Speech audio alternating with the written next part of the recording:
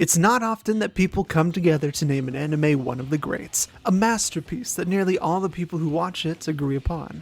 Fullmetal Alchemist Brotherhood remains on top after so long for so many people because it is the distilled essence of anime, doing everything from character design to voice acting at a great level, and some, such as growth of characters over time, on a fantastic level.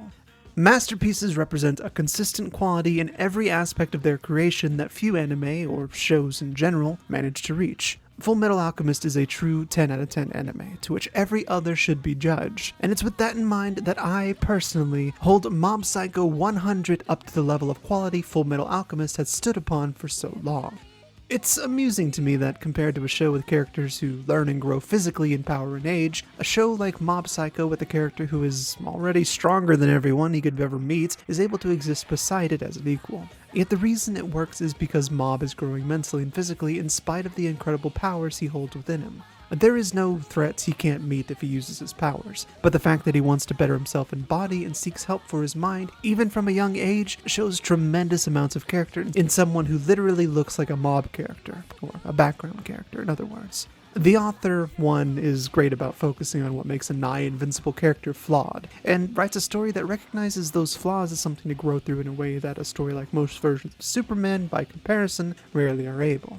He did it to a lesser extent in One Punch Man, which I don't think reaches the same level as Mob Psycho, as Saitama has nowhere to grow personally. As a result, One Punch Man is more focused on the side characters and their stories, leaving Saitama to continue being the person he's always been as the ultimate answer to every problem, though that could of course change in the second season.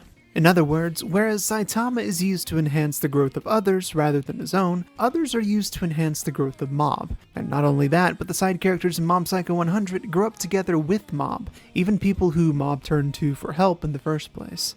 To me, that makes the difference between one's two fantastic shows, and why Mob reaches the pinnacle FMA has been waiting on. Fullmetal Alchemist did the same thing with its characters, letting everyone grow up and learn to either embrace their flaws and work through them, or fall to them in the end.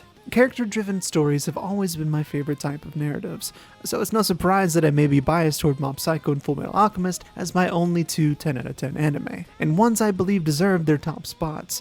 But I do think it's important to address the differences between the two shows. They are different genres after all, different ratings, different core beats, concepts that make it hard for some to accept that they can be on the same level.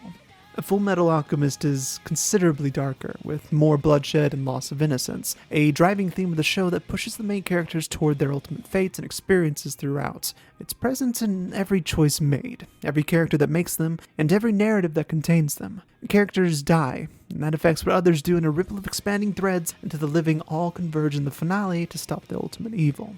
And this may be why some people think that it's better than Mob Psycho because that darkness exists. Meanwhile, Mob Psycho 100 is significantly less dark, though it does have its moments. Most of its runtime is devoted to character development of Mob, as he interacts with the world and the people around him. Reagan especially is a brilliant character, so much so that an entire 2-episode arc is devoted to him in the second season, with the issues he faces as a result of Mob's growth, in what I believe may be the best narrative of the show since it relates to me more closely as a mid-20s man without much drive to do anything. The resolution is suitably one style, though, and begins the snipping of loose ends with the series as it nears its completion. Before reaching the end, though, the series is often lackadaisical, as a middle school child's life would be, with the occasional adventures where he reaches an empowered state whenever a faucet of his emotions reaches its peak. These emotions never reoccur, if you notice, as a catalyst for his 100% state, and we even see moments where it could, when Mob instead restrains himself and lets the emotions he experienced before pass through him, with a more keen understanding of them. This conquering of emotions is also present in Fullmetal Alchemist, if you refer to the 7 deadly sins as being conquered by Ed and Al. Perhaps in another video I'll compare these two in much more detail, as I believe there are enough similarities to warrant such a thing. Regardless, while these two shows differ in subject matter and worlds, those differences don't mean one is better than the other.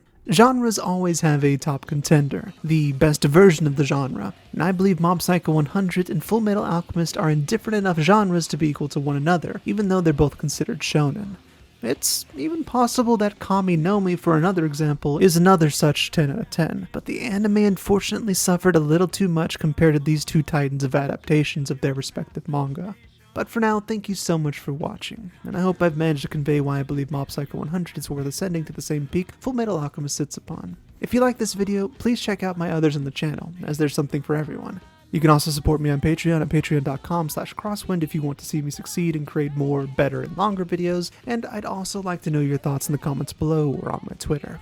Until such a time though, remember, as long as you're having fun watching anime your way, that's all that really matters. Even if you disagree with anime other people consider masterpieces. I'll see you next time.